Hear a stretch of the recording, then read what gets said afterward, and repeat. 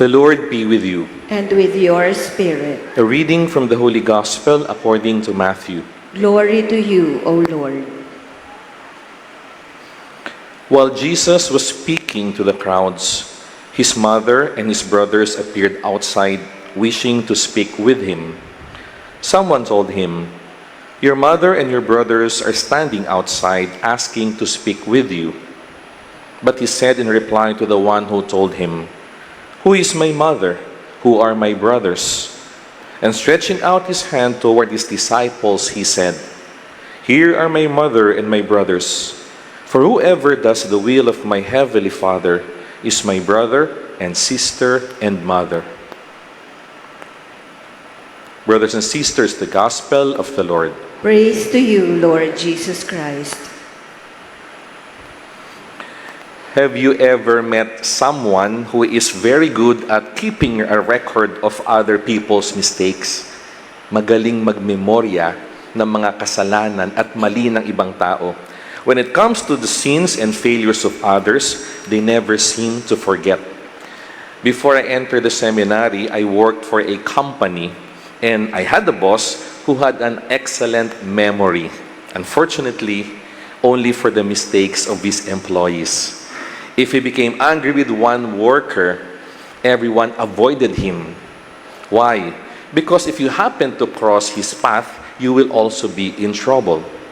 Even though he was not angry at you, but because mainit yung ulo niya, he would easily remember your past mistakes at damay kayo sa init ng ulo. So whenever he was angry, we would avoid him kasi damay-damay sa galit at sa init ng ulo. In today's first reading, my dear brothers and sisters, the prophet Micah gives us two beautiful traits of God that are quite different from us. Ibang-iba po sa ating mga tao. First, Micah says, "You will cast into the depths of the sea all of our sins." Simply, saying was telling, when God forgives, He forgets. Kapag nagpatawad ang Diyos, simple, kinakalimutan niya. In ancient times, if something was thrown into the depths of the sea, it was gone forever. There were no divers, no submarines who could retrieve it. And so this is how God deals with our sins. When He forgives, He throws them into the deepest sea. Meaning, He does not keep bringing them back. He does not reopen the case. Kapag pinatawad ng Diyos, kinakalimutan na niya. And as I have mentioned a while ago, we are very different with God. Sometimes, we say that we have forgiven someone, but every argument becomes an opportunity to bring up old offenses. Napansin niyo po ba yan? Every argument would always be an opportunity na kalkalin yung nangyari. Kaya kapag meron tayong hindi pagkakasundo, sometimes you would hear one person saying, "Naaalala mo ba yung ginawa mo last time? Ginagawa mo rin ngayon." Or, mahilig kang magkalkal ng mga nakaraan. Pinatawad, pero hindi kinakalimutan. But my dear friends, we are being reminded today, real forgiveness does not reopen old wounds. Hindi na binabalikan. Nagmo-move on na. And yun po ang Diyos natin. But then, there's another problem. And this time, it is about forgiving ourselves. It's not about other people. Many people find it difficult to believe that God has truly forgiven them. Minsan, ang hirap paniwalaan ng ibang tao na pinatawad na sila ng Diyos. That's why they confess the same sins over and over again, not because they have committed them again, but because they cannot accept the fact that God has already forgiven them. Paulit-ulit ikinukumpisal, hindi dahil nagawa ulit nila, but because deep inside their heart, they believe parang hindi pa ako napatawad ng Diyos. But my dear friends, once we have sincerely confessed our sins, once the priest has given an absolution, once God has forgiven us, we should believe that God has forgiven us. Paniwalaan po natin na pinatawad na tayo ng Diyos. And we should leave the confessional box at peace or in peace. Payapa at magaan yung kalooban. Inalis na nga ng Diyos yung bigat ng puso natin sa pamamagitan ng pagpapatawad sa atin. Gusto nating bit-bitin pa rin pag-alis natin ng confessional box. And so that is the first thing that we have to be reminded of. When God forgives, He forgets. Second thing is this. Micah tells us that God delights in clemency. It means that He is happy. Notice the word, delights.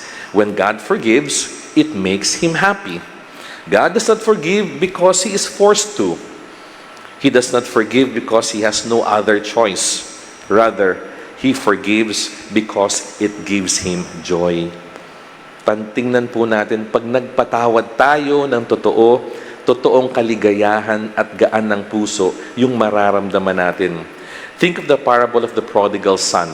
We know what happened in the story. The younger son wasted everything and he returned home expecting only to become a servant. But what did the father do? He ran to meet him, he embraced him, he kissed him, and he prepared a banquet for him. And clearly, masaya yung tatay. The father did not say, "Prove yourself first and let me see if you have really changed." Siguro mga isang buwan, wala akong sinabing ganyan yung tatay. Nung nagbalik loob yung kanyang anak, masayang masaya siya, tinanggap, niyakap, hinalikan, ipinagdiwang ng buong buong bahay nila. And so he rejoiced because his son had come home. And my dear friends, that is the heart of God. When God forgives us, it brings Him delight. And so this is our second point. Masaya ang Diyos na pinapatawad tayo. But my dear brothers and sisters, sometimes we are aware that human forgiveness is often reluctant and conditional. Hindi pa tayo katulad ng Diyos minsan. Pag nagpatawad tayo, may condition minsan. At nag-aalangan pa tayo. We hear people telling us, patatawarin kita, pero wag mo nang uulitin ha. Or we tell people saying, patatawarin kita, pero mag-sorry ka muna. Or patatawarin kita, pero huli na dapat yan. We forgive, but we keep a record of past offenses. Pagkaiba po sa Diyos. God forgives with joy, and He forgets. In today's gospel reading, Jesus talks about the Father's will. And He tells us, whoever does the will of my Heavenly Father is my brother and sister and mother. And maybe it's good to ask ourselves, what is the will of God today? And I believe one of the answers would be that we become like Him. It is the will of God that we imitate Him. And so if our Father delights in forgiving, then we should also learn to delight in forgiving. If God throws our sins into the depths of the sea, then we should also do the same. It is because forgiven people should become forgiving people. Yung mga nakaramdam ng pagpapatawad, dapat maging mapagpatawad din sa iba. And so today, let us thank God for His amazing mercy to all of us. And so it's good to ask ourselves, is there someone whose past mistakes you still keep remembering? Meron bang isang tao o mga tao na nakagawa ng mali sa'yo, na lagi mong inaalala, deliberately remembering them, ayaw mong kalimutan?